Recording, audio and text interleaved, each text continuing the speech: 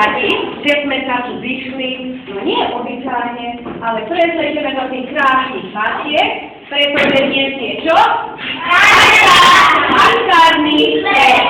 No predtým, ako sa začne tá naša maškariáda, dám vám hádanky, ak si šikovní, tak umáš.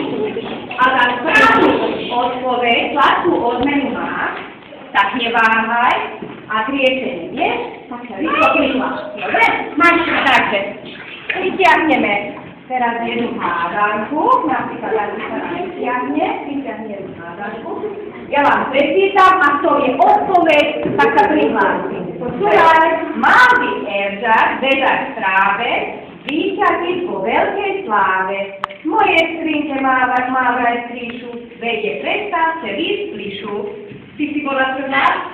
Čo je to? Lopka. Nie. Lopka.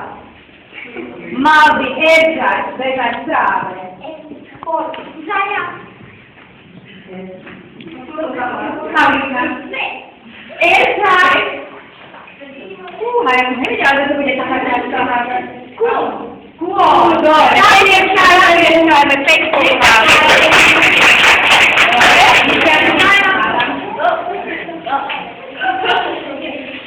A teraz počúvajte, malý kúsok svečej látky, na vrch si ju dám na šliapky. Keď padajú šlapky rošly, nazvajú babka mocí.